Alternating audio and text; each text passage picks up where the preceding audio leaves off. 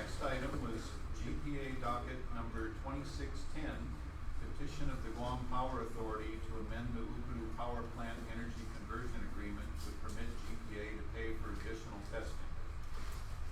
We have a legal counsel report and a proposed order. I know, Anthony, a letter was sent out just recently today too that the commissioners have just received. I don't know what that does with this particular docket at this stage, but this Well, it doesn't do anything, and the reason for that is Doosan is not the petitioner.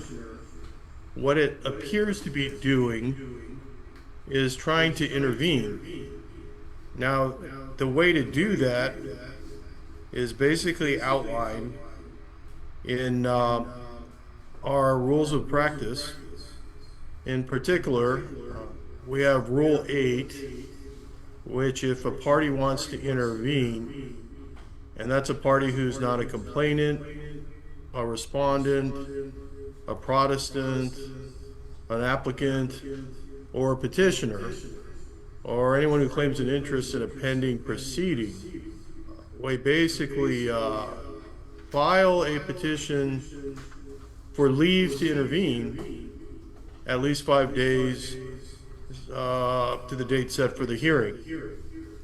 Here, they're filing an opposition. They have failed to, they basically filed the opposition yesterday. And that's why you got it today. We kind of got it later in the evening yesterday. So it's not a petition to intervene as required by Rule 8, and it's not properly before the commissioners at this time. okay. However, yeah, with the given the recent correspondence received regarding docket 2610 and the issues raised concerning the proposed amendment, I believe it would be prudent for the commissioners to allow additional time to fully review the factual background, any legal considerations and positions of all parties before taking action. So accordingly, I move that this matter be tabled to a further date to allow further evaluation and development of the record. Thank you, Pete. Is there a second to that? I'll second. Doris seconds, okay. All in favor say aye. Aye. Aye. The motion carries unanimously. Motion tabled. So I think we'll just table this one until next month, Anthony. I don't believe there's a rush on it either. I don't think so either. Yeah, so I think we'll just sort it out over the next month and have it on the agenda for next month's meeting. And also just to address the concerns raised Right. by Taurus. Yeah. You know, so whether or not it has merit or not. Okay. Okay. That's it for GPA. Chairman, when you say next month's meeting, do you mean one at the end of this month? Yeah, Yeah. yeah. That's right, we're already in May, aren't we? Next item is GWA docket number 2604, petition for approval of fund increase to A&R Pacific Garney Federal JV's construction contract for Deep Wells D17, Y15, Y4, GAC systems for dealgin treatment. We have a legal counsel report and a proposed order. Anthony, I believe this one is yours. Yes, it is, Mr. Chairman. So GWA is requesting that the PUC authorize $5.2 million increase in the cost of the GWA A&R Pacific Garney Federal JV's contract for Deep Wells D17, Y15, and M4. Now this is a very important increase because it's supposed to be for the treatment of deldrin as well as PFAS. Wait. Okay, can you hear me now? Go ahead, Anthony. It was fine. What happened? Okay, can you hear me now? Yeah. All right, so this is an important contract because this is for Deldrin treatment, as well as for PFAS treatment. And we're all aware of the recent contamination of Deldrin in northern Guam. Okay, so by way of background, in early 2025, to comply with the Guam EPA's interaction level, GWA issued a solicitation for the installation of granular activated carbon treatment for these deep wells to prevent contamination from Deldrin and PFAS. Now, although 6 potential bidders picked up the IFB packets, only the contractor in this case submitted the sole bid. Now, that sole bid was in the amount of $7.1 million. GWA found this to be high, and basically GWA canceled the IFB and awarded the contract by a sole source procurement in the amount of $5.5 million. Now on May the 27th, 2025, the Guam Consolidated Commission issued a resolution authorizing GWA to enter into the contract and expend up to $6.1 million with a 5% contingency of 300 or so K for a total amount of about 6.4 million. So the contract was executed on September 23rd, 2025. Its original scope of work included the refurbishment, reuse, and relocation of existing GAC vessels from deep wells A8 and F87 to deep wells D17 and M4. It included the construction of a new GAC treatment system at D17 and M4, and the installation of electrical improvements and a new GAC treatment system at well Y15. And this was for a lump sum amount of $6.1 million. Now, in February 2026, GW issued change order number 1 in the amount of 191K for the construction of an interim treatment system for Y15, and this increased the total cost of the contract to $6.3 million. And to complete the contract on time, GWA desires to modify the contract by adding the following to the scope of work. Install dust barriers and address the endangered Samoana fragilis snail species that was located in M4. Modify construction work at Y15 to accommodate a 4-vessel system instead of the originally planned 2-vessel design. Add treatment to well M3 by installing a transmission line, linking it to well M4, and procure 3 additional GAC treatment systems to increase GWA's treatment capacity in response to increases in Deldrin and other contaminants, and also to procure GAC media, GAC storage system, and GAC media storage. The CCU approved a increase in the contract to incur about $4.5 million more, with a 15% contingency of about $688K for a total amount of $5.2 million, which will increase the authorized contract cost to $11.7 million, subject to the PUC's approval. Now, it's important to note that prior to this petition, GWA did not seek the PUC's approval for the solicitation or for the original contract, despite it being over the 1 million review threshold. It's supposed to. And GWA argues, it argues that it's not required to obtain the PUC approval to issue the IOB and enter the contract, because these were federally grant funds, and GWA's contract review protocol permits GWA to evaluate contracts without PUC approval if it receives a receipt of reimbursements or costs in excess of $1 million. However, this argument has no merit because the contract review protocol states that for contracts that involve the receipt by GWA of revenues or reimbursements of costs in excess of $1 million, GWA can evaluate the contract without PUC approval, but GWA is supposed to, prior to entering into the contract, it's supposed to provide the following to the PUC: a CC resolution authorizing the contract, an affidavit from GWA management stating that the contract does not produce an increased revenue requirement.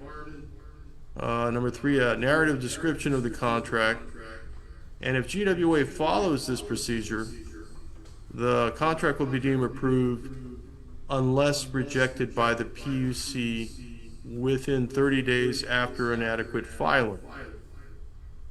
Here, no such filing was made by GWA, and hence this argument has no merit. So, looking at what they're requesting, the numbers don't quite add up. So, they were requesting $5,276,655, but the real or corrected amount is $5,143,676.29. So basically, the CCU authorized GWA expend 6.1 on the contract with a 5% contingency of $307,140,000, and the total contract amount with the contingency was $6.4 million. This resulted in a contingency amount of $307,418.13. 5 months later, GWA issued change order number 1 for $191,763.74, which reduced the contingency amount to $115,654.39. To be reasonable, the remaining contingency amount should be applied to the change order at issue here, resulting in a reduction of the change order authorization to $4,472,761.99. Additionally, the 15% contingency amount should be based on the $4,472,761.99 amount and should be $670,914.30. Sorry for all the math, guys. This is what required to make the numbers make sense. The 15% contingency amount. Take it back. Sorry. I'm losing my place on my page. So, the reasonable amount for the change order at issue here, inclusive of the 15% contingency, is $5,143,676.29, and this amount is $132,979.55 less than the $5.2 million requested by GWA. So that's what I believe a reasonable amount here should be. Otherwise, the change order at issue here is prudent. It does combine 5 GWA work change directives, and all of these are required for an increased Deldrin and PFAS response. Likewise, because they found that endangered snail, this is also prudent to put up the barriers to mitigate effects on the snails or their habitat at M4. Now, so the change order at issue here and its $5.1 million adjusted cost are necessary. GWA solicited for and awarded this project to comply with GEPA requirements, so this is a must-do. And I included so my recommendation is that the PUC ratify the contract and approve GWA's petition for approval for fund increase, but adjust the authorized cost of the change order to 4,472,761.99 and the 15% contingency to 670,914.30 for the total adjusted cost of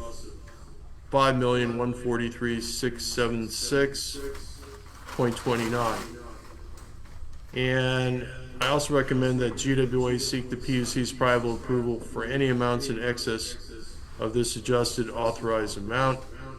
And I included a proposed order for the Commission's review. Thank you, Commissioner. Subject to your questions. Thank you, Anthony. Judah, any comments? Right now, Chairman Tom Cruz, I'm the Assistant General Manager for Operations, but I'm acting General Manager while Miguel is on leave. And next to me is Chris Padassi, our AGM for admin and support. So, All right. The relocation of the GAC vessels that went to M15 that were on A8 and F87, will they go back to those sites now that you would be having new filtration coming in? no, No? yeah.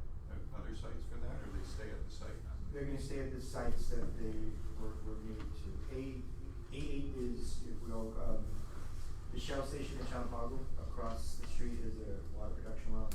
And, you know, you drive there, there's always two, vessels, those are those that were made. And those were there for prior contamination that long been through the That's all. zone, yeah, so there was no need for, the vessels there. Okay. And with the GAC, that handles both the Eldrin and PFAS? Yes. Question? Go ahead, Bruce. My question is on the contingency. 15% contingency to me seemed high, and then, and by comparison also, it's even higher in the next two dockets. You have a 20% contingency, but, you know, like 20%. And so I said, so is there a standard, or does the contingency vary from 5 to 10 to 15 to 20? They're What allowed, determines? they're allowed up to 20, actually. They're allowed up That's to the 20? standard. Yeah, 20 seems high. that's the standard, I believe, right? That's for the PUC stand. Yes. Yeah. Yes, Mr. Chairman, it's in the GWA protocol. Yeah. Repeat that, Anthony, I didn't. It's in the GWA contract review protocol.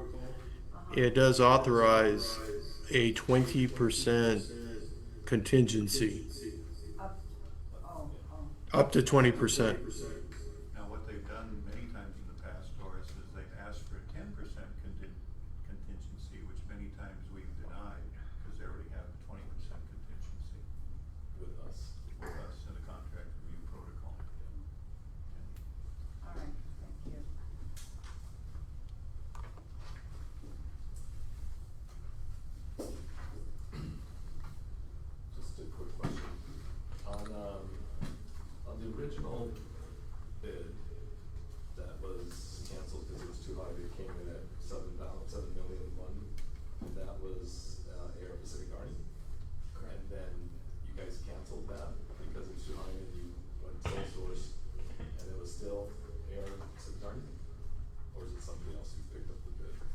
No, it was still AR.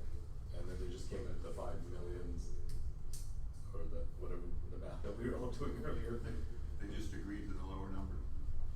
Initially, Like that was been- after canceling it, right? Yeah. So after cancellation, the engineering team went back to them with their estimates, and then they negotiated it lower.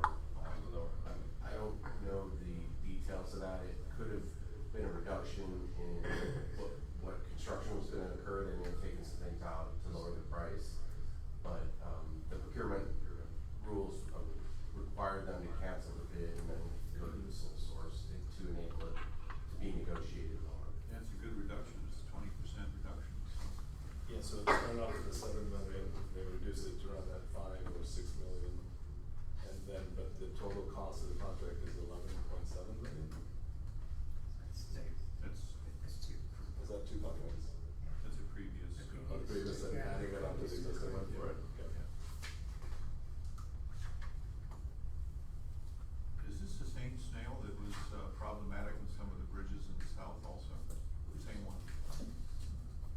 The endangered one that basically everywhere. Popping up everywhere. It's the same one making its way from south to north. That's right. Moving in a snail's That's pace. right. Anything else, you guys? Okay. I'm just glad it's the same vendor, so there's no protest. Yeah. But having said that, motion to approve, GWA docket 2604. Joe seconds, thank you, is there, all in favor say aye. Aye. The motion passes Let's unanimously. clean those wells. Yep. Anything else in the danger zone right now on the wells as far as the Eldred? I know PFAS, we gotta deal with a lot of those, but how about the Eldred?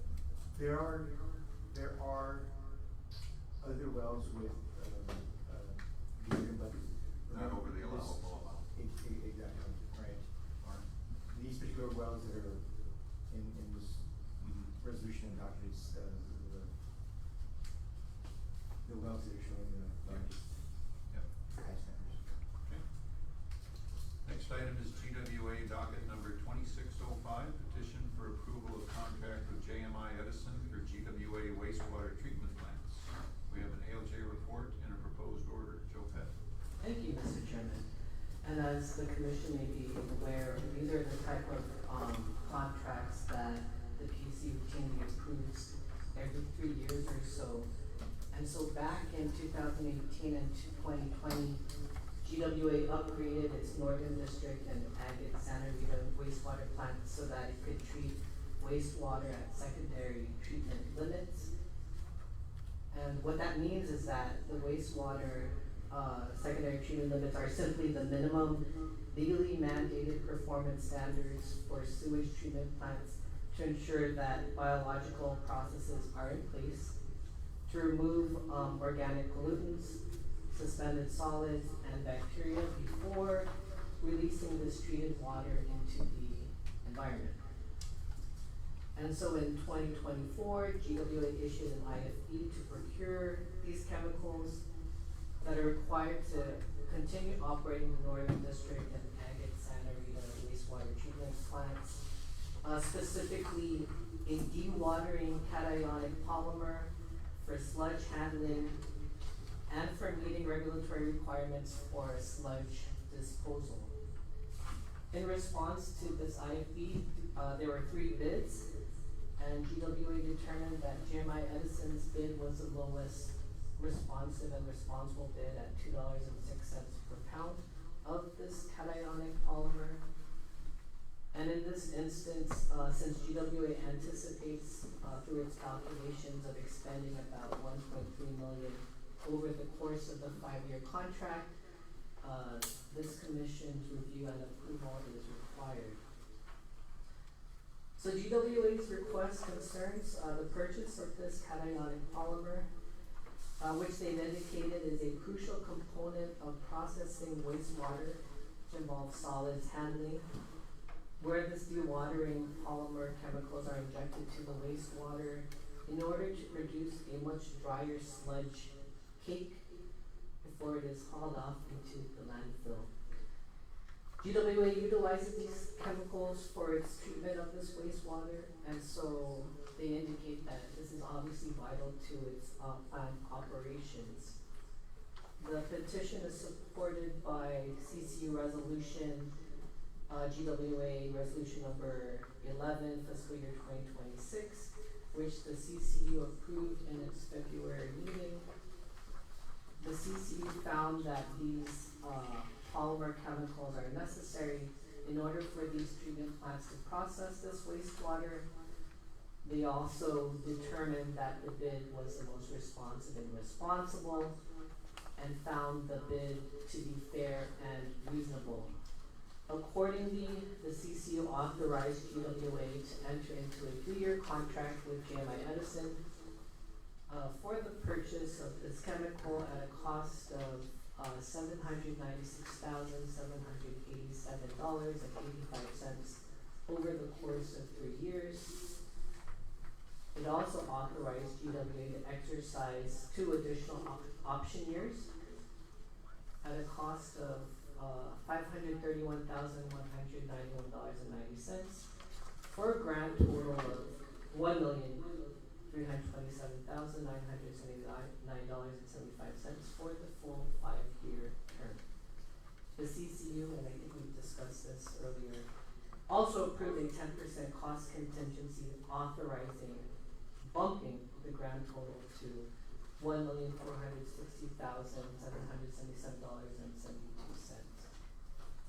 And as indicated in the report, we regularly review these purchase of wastewater chemicals, and we found that these chemicals are indispensable in the treatment of Guam's wastewater. And in this case, these chemicals aid in the filtering of wastewater and dewatering sludge. And the record that we looked at indicates that the JMI Edison award was due to being the lowest responsible bidder. And so, Mr. Chairman, I recommended that the PUC approve the contract between GWA and JMI Edison for a total cost not to exceed $1,327,979.75 for the full contract term, which is 5 years, and includes all of the options exercised, subject only to the PUC's usual 20% contingency that's provided as we indicated earlier in GWA's contract review protocol.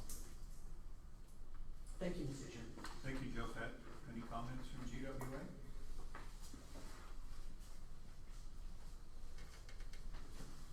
Chairman, well, I want to point out, this particular chemical, I mean, as ARJ mentioned, we would have continued to come back right to the PUC every so often. But the interesting thing about this particular effort to acquire this chemical is same antibiotic, if I remember that correctly. The IP that we put out was actually looking for a more efficient chemical, right? Then there's, I guess, science, if you will, right? I mean, there's this brand of antibiotic, and we would use it. We'd say last year we were using it. This particular chemical that we've tested actually would allow, right, for the dosing to be slightly less, right? And so it's still technically the same chemical, but would you say last year we were dosing More 10, bang for your buck. right? And now when we work towards getting these, we would be able to dose less and still do the same, Right. get the same results. So that's one of the highlights, I think. And being in operations, we are looking to reduce the cost and the older chemical or the chemicals we were using previously. We were just dosing so much at that price, and if we're able to dose less, maybe a slightly higher price, but it's still, the math should work out to be where we would see savings. that's our goal. Okay, good. Are these chemicals used at all the wastewater treatment plants? No, just the northern and Agate saturated treatment plant, which is a secondary treatment plant. Yeah, not used at the central one? No. Yeah, okay. Any comments from the commissioners? So you were asking a math question. A math question? I'm good. Yeah, so just to be clear though, so you, on your recommendation was to remove the 10% on their end? That's correct, And yes. just include the 20% on our end? Just So we're not- cost plus, just cost. Plus our 20%, so we're not double Should be. dipping contingencies? That's Okay. correct. Yeah. Perfect. Yeah, for whatever reason, CC likes to. I know that theirs is over 10%, 1,000 and times, then it we becomes a just- double dip on contingencies, Yeah. so just wanna make sure we remove it. Yeah. Okay. Is there a motion? Motion to approve GWA's docket 2605. Thank you. Second? Second. All in favor, say aye. Aye. The motion carries unanimously. Next item, GWA docket number 2606. Petition for approval of contract with JMI Edison and Total Chemical Resources for wastewater chemicals for the Hagana wastewater treatment plant. We have an ALJ report and a proposed order. That's correct, Mr. Chairman. So this particular chemical is used at the Central Haggatia wastewater treatment plant. And so last year, GWA issued an IFB specifically seeking bids for inorganic coagulant, flocculant aid, coagulant aid, and sludge dewatering cationic polymer. According to GWA, they received 3 bids and thereafter selected 2 bidders. Based on the procurement record, the bid that was the lowest responsive bid was by Total Chemical Resources, and this was the bid for inorganic coagulant, and then Jeremiah Edison, which submitted the lowest responsible bid for flocculant aid, coagulant aid, and sludge dewatering cationic polymer. And in this case, Mr. Chairman, GWA requests about $2.89 million for the contract with Total Chemical, and about $1.2 million for its contract with JMI Edison over the course of 5 years, which is why PUC review and approval is required. GWA has indicated that the Haggatia plant is undergoing certain upgrades whereby it must provide chemically enhanced primary treatment, which is required by US EPA and specified in the 2011 federal court order. These chemicals are required so that the Haggatia plant can meet the National Pollutant Discharge Elimination System permit requirements, and as indicated in its petition, the annual cost of the inorganic coagulant is about $525,000, and so times 3 for the 3-year term, it would be about $1.577 million over the course of 3 years. And then should GWA exercise 2 option years, an additional $1,051,000 would be added on top of that. Now, with respect to the flocculant aid, coagulant aid, the total cost for 3 years is $266,043. And if GWA exercises the 2 option years, it would add an additional $177,362 to that contract, for a total of $443,406 for a full 5-year term. And finally, with respect to the sludge dewatering polymer, the total cost for 3 years would be about $396,000. With an additional 2-year option, it would add an additional $264,000 for a total of about $659,241 for the 5-year term. And as indicated in the record, for all these purchases, GWA has requested and the CCU has approved an additional 10% contingency on top of those costs. Again, this petition is supported by CCU resolution, which was approved back in its February meeting. And in the resolution, the CCU found that pursuant to federal court order, GWA is certainly required to operate the Hagåtña plant with this chemically enhanced primary treatment.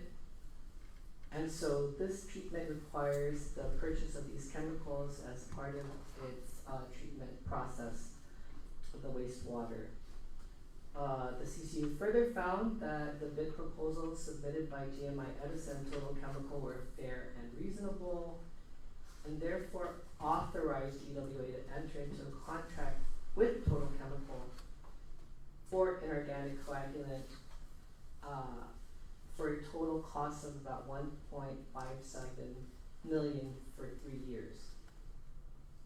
The CCU also authorized contracts with GMI Edison for the flocculant aid, a total cost of $266,000 for 3 years, and for the sludge dewatering cationic polymer, a total cost of about $396,000 for 3 years. The CCU also authorized GWA to exercise the additional 2 option years should it elect to do so. So as indicated in the last docket, Mr. Chairman, this commission regularly reviews these types of purchases. And these chemicals are generally used for the primary and chemically enhanced treatment of Guam's wastewater. We find that without these chemicals, GWA would not be able to properly operate the Hagåtña plant. And so based on this record, I recommended that the PUC authorize the 2 contracts. The first one with Total Chemicals and the second one with GMI Edison. For GMI Edison, I recommended that the PUC authorize the cost not to exceed $1,102,647.95 for 5 years, which, Mr. Chairman, that implies that GWA will exercise the 2 additional option years of that contract. And GWA's proposed contract with Total Chemical for a cost not to exceed $2,629,735.20, again for 5 years, and again assuming that GWA exercises the additional 2 option years. And of course, I recommended that the contracts be subject to the PUC's usual 20% contingency, and so I eliminated the 10% contingency that was added to the earlier calculations by the CCU. Thanks, Joe. Any comments from GWA?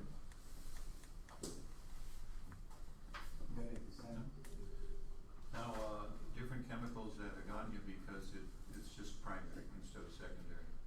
Is that correct? Chemically enhanced. Chemically. Yeah. Different treatment processes.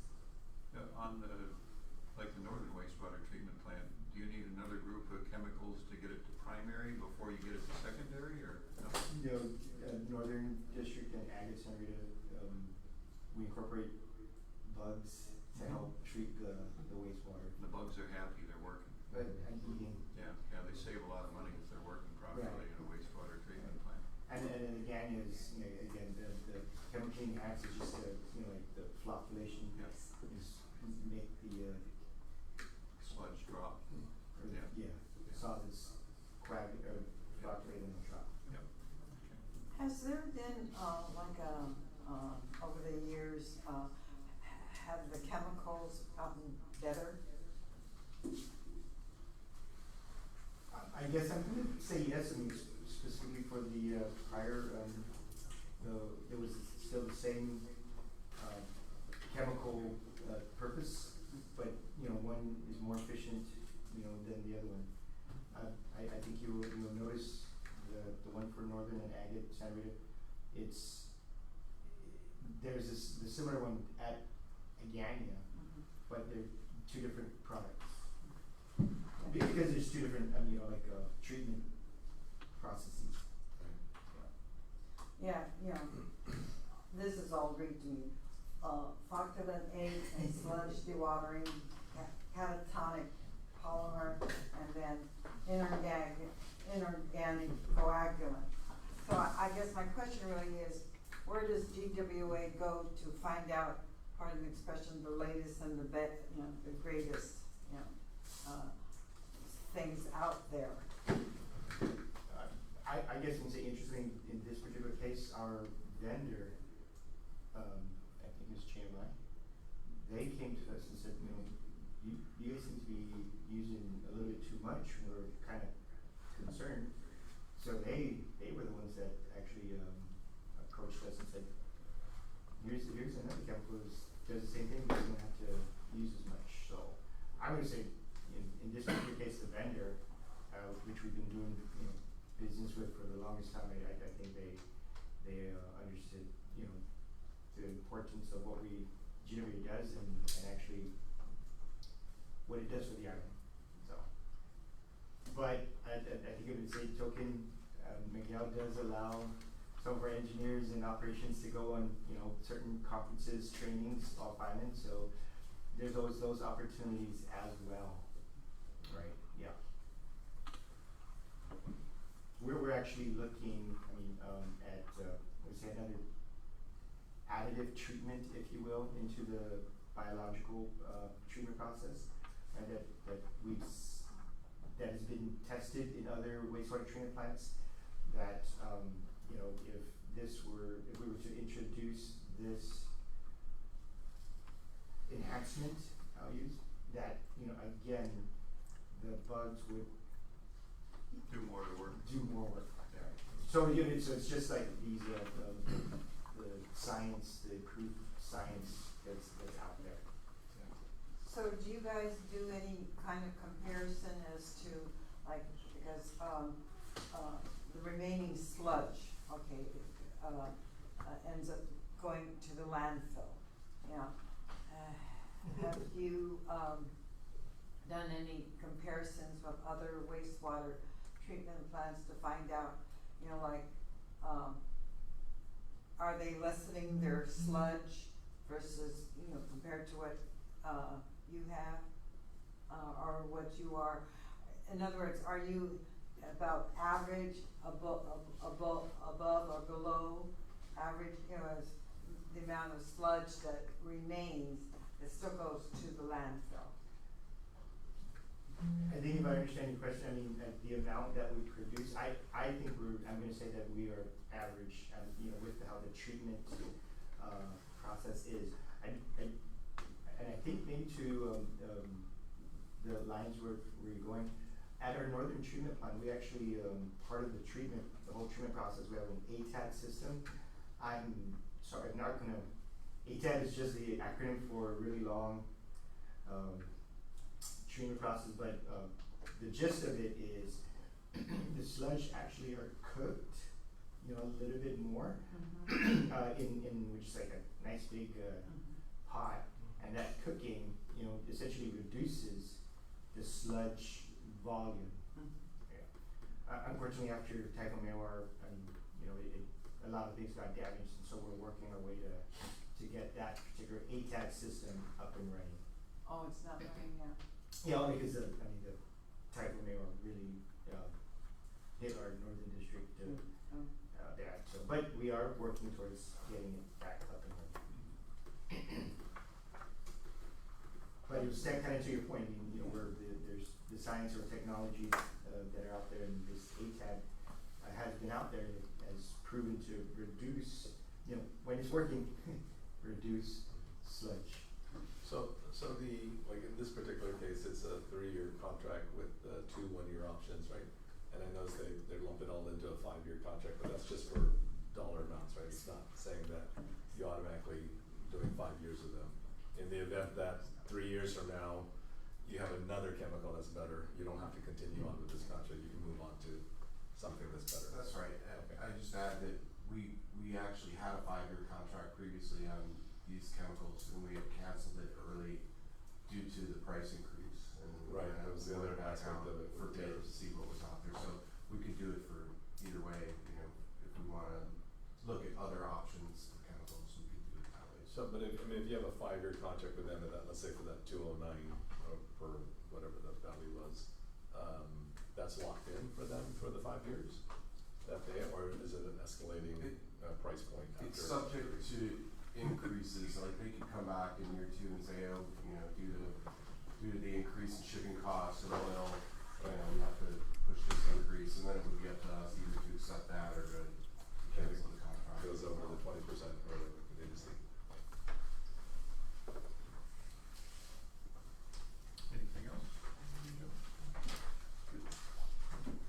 Everybody good? Good to go. Motion to approve GWA docket 2606. Thank you. Second. Joe seconds, thank you. All in favor say aye. Aye. Motion carries unanimously. Thank you, GWA. You clean that sludge. Go out and get a nice cut of Believe it or sludge. not, we tracked that when Don, it's one of the CCU indicators, gave on a sludge we sent to the landfill. That's right. Take some food with you. Yes, please help yourself. It's Cinco de Mayo. Help yourself. There's a lot of.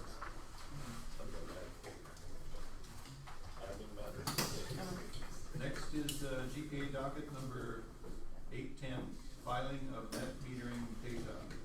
Anthony, any comments on this? Information? Yes, this is just for the commissioners' information. In summary, the good news is that we have fewer people going to solar. And then the bad news is there is still a small number of ratepayers that are converting to solar. And that's having a negative effect on the number of base rate payers. Right. Okay.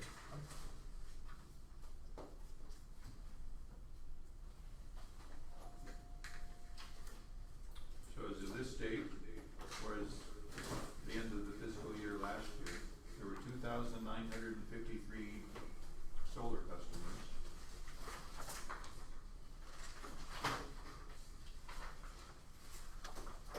Well, I remember when the net metering program first started, I was one of the first customers. Look how many customers there are. Are they, what's the percentage are we at, Bill?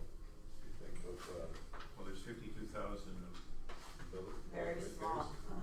so 2,953 is maybe 6%. about 6%? Yeah, about 6%. Maybe we said we're gonna look at it when we reach 10% or something. No, we were gonna look at it when it reached 2,000 rooftops. 2,000? Yeah. And then we reassessed at that time and kicked the can down the road, so to speak.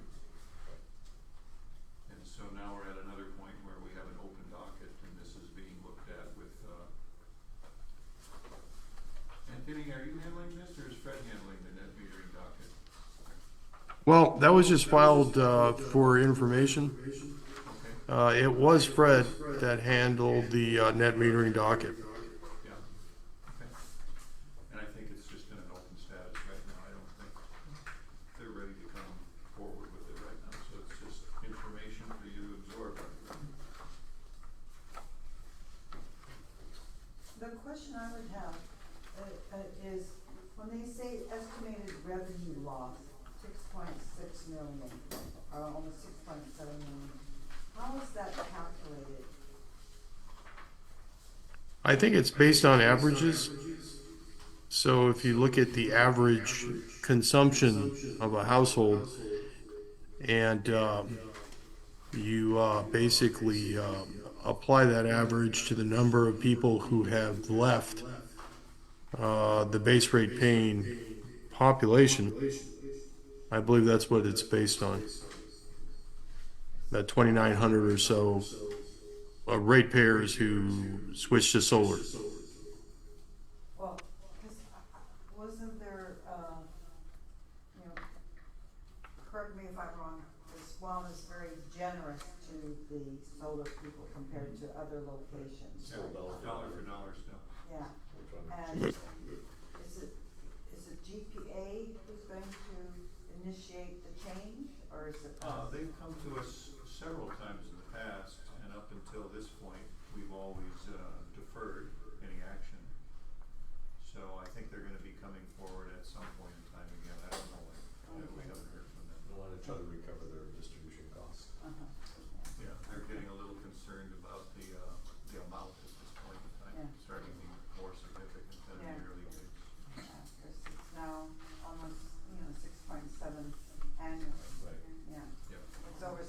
meeting annually for the last couple of years, yeah.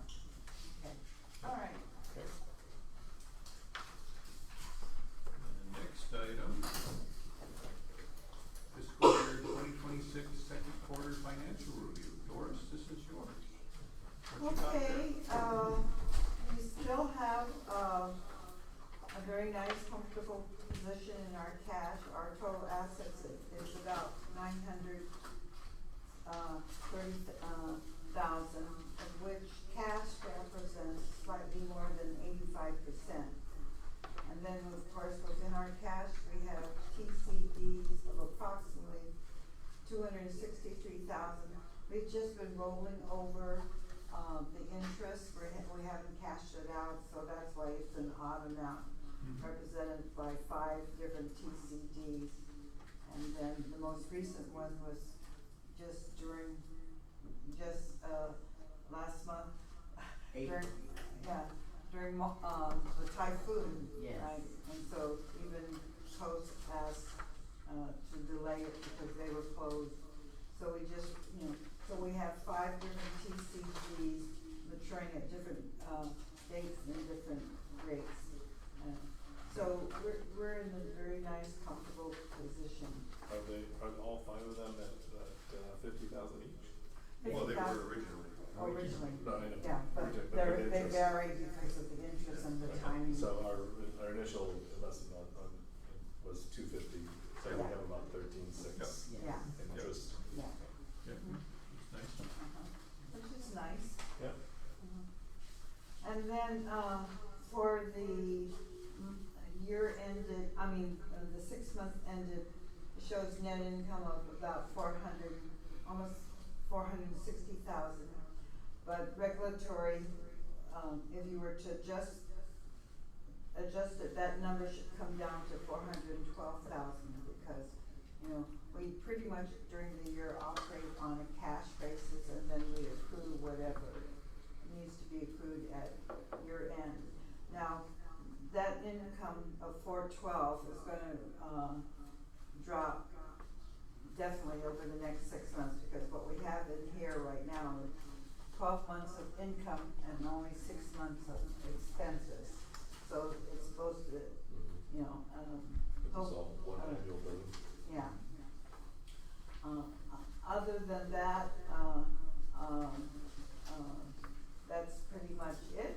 And like I said, we're in a nice cash comfortable position and, we can pay our bills all on time, unlike other government agencies. Other So- than TCDs, are we allowed to put it into any other kind of investment vehicle that might return more than 3%? Good Um, point. Good point. There are in, Stocks, stretch, 11%. No. I know, for example, like Gita has an investment policy because they have like $10 or $12 million, and then they go out to have different investment managers. And like I just Right. was last week at a Raymond James and EOG was there and some other people, I think it's EOG because of their endowment and I didn't see the Gita people, Right. but right now we're chump change to Right. have. That's how they look at it. To have someone Moving look at along. it. I see. We're not a player. Exactly. Yeah, we haven't got. We're back in the bus. Yeah. Yeah. And so just the fact that we're at least investing our cash in TCDs, I Yeah, think is something. good. Okay. But, we can always ask around and they're willing to take. I don't know what the minimum is for some of these, but I would think they're gonna start looking at you if you've got $1 million or more. Right. And so we're a long way off from that, but at least we're doing a little bit, having that excess cash into. Yeah. And what that really represents is the cumulative, income after our budget, our budget, we never come to exactly zero. There was only 1 or 2 years we had a small loss. Most of the time we've had a little bit of profit, and all that little bit of profit then has been invested. Yeah. I might wanna take a look again, because our cash in the Bank Pacific admin account, you know, I'm waiting for year end to really see how far we go. And there might be a possibility we could invest another 50,000 or so. Okay. We'll take a look We'll at wait, that yeah. at year end. Yep. Yeah. Very good, Doris, thank you. And then final item, clarification on accounting procedures for legal counsel on regulatory matters. Anthony? Yes, I think at the last meeting, the consensus was that I would bill the utilities, and they would pay the PUC for the time I spent on regulatory matters. And then Commissioner Brooks said there was some accounting to be done on our side in terms of what to credit, what to debit, so on and so forth. And so that's where it stands. I don't know if there's been any movement. We're waiting for your billing. Okay, I can generate an invoice, Yeah. and it would say, it would be the regular billing, and it would just say make check payable to PUC, Right. but the PUC would keep that money. Where I'm thinking, as I was looking at this, we might have to create a new account, under admin, because it would be an offset to our total administrative cost, because I think that's where you're located. So it'll be a separate line item, to reflect that offset, because the fee income and the fee expense have to jive there, but the credit ends up coming, you know, so I'm looking at, total administrative expenses is for example, in this, it's 266, we might have to have a separate line, we should have a separate line item to show how much we did get offset from your doing regulatory work. Okay, and then I've caught up on my billings all the way to the last day of February. So the next billing will be subject to this new procedure. And they'll probably be out the first week of June. Okay. This is Georgetown Consulting Group 226. Is that just for 6 months of the year? Where is It's it? a quarter of a mil. Yeah, that's Yeah. probably for the water rate case, mostly, I would imagine. Or the after October, right? Yeah? 26. Yeah. Do we plan on using any more for the rest of the year, or? Yeah, I think they're gonna come for, they're not done yet, but the true up yet. the true up, yeah, so that's gonna cost again. Fed's trying to reel them in as best he can. They're so hard to read. Yeah. Okay, motion to adjourn? Second? Wow. David? Aye. Very nice. Thank you, everyone. Happy Cinco de Mayo. Okay. I'm gonna go home. Good night, everybody.